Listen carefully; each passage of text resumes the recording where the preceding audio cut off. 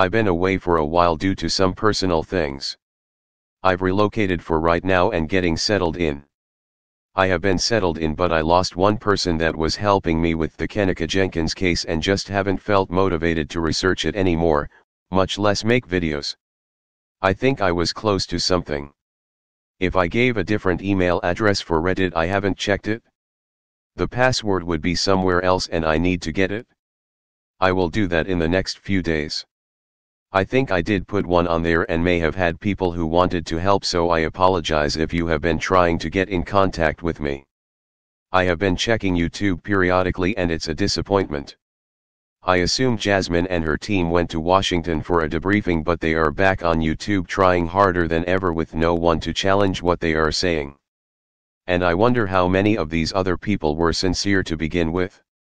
Maybe I was wrong about Kate and Huggy. With the drama about her son and her drug habits, I get this deja vu and start thinking about the freedom fighters.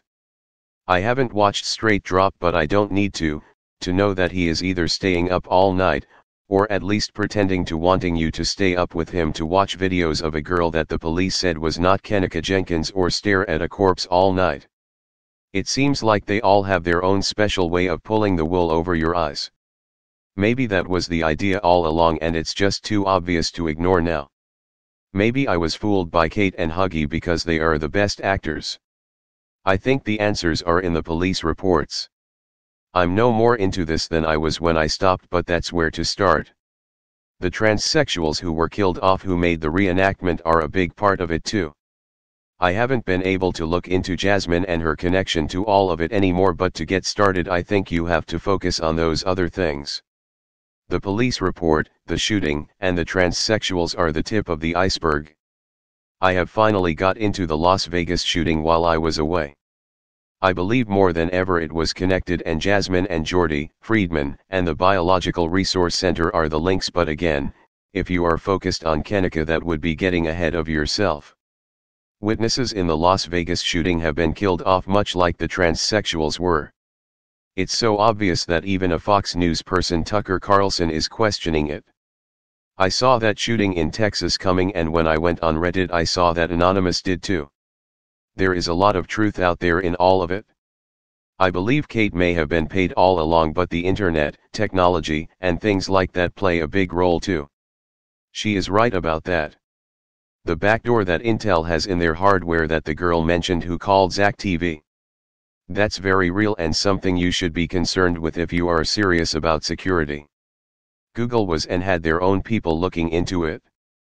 I haven't looked into Joel COMM much, but from what I didn't see a connection to Intel, only to social media. But the importance of this, I believe the weaponization of technology. When witnesses of things conveniently die in car crashes, it almost seems like magic. It's really not so far-fetched. I'm not a hacker, but I am extremely paranoid, and I have used Kali for things that most people probably don't. When it comes to passwords and things like that, I learned it from watching YouTube videos. Kali is open source, but I don't know enough about codes to look into anything. I bring this up for two reasons. 1. For people who are hackers and who do know a lot about codes, you should check them out, because I heard from a reliable source that using it isn't safe. It involves someone who is close to where I am now and something else I am looking into. I always thought it was terrible as far as online security, but I never used it for casual browsing. I would use it with a specific hard drive or live USB, and my Wi-Fi would be in monitor mode. Or it would be killed when I was doing the other thing I mentioned. Given I never installed updates, but it seemed like the program actively tried to prevent any attempts you made at online anonymity. So now, with people from the anonymous subreddit who may have subscribed, I am saying that to you. The other reason I bring it up is because when I imply cars and red lights may be hacked, it probably seems too much like movies or video games and not realistic. Weaponized technology isn't so far away from any of you. If you don't believe me, you would be surprised what an old laptop could do with some of the stuff installed on it. Most of you volunteer to be tracked, but even the ones who don't. If you carry a phone, it's not just the police and phone company that can track your movements. Anybody could. I believe the people who put some of these programs out have ulterior motives, but I only say that to bring it to your attention. So when you understand this, you see that an organization like the FBI or even private groups who have millions of dollars can do the same things and probably more effectively. And most don't have to worry about tracking you, just send you a friend request on Facebook.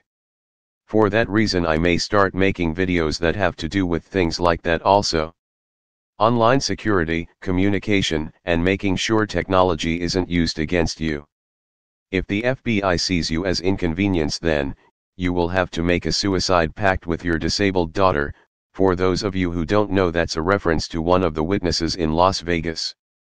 I'm sure Jasmine and Jordy caught it though. Anyway, until next time.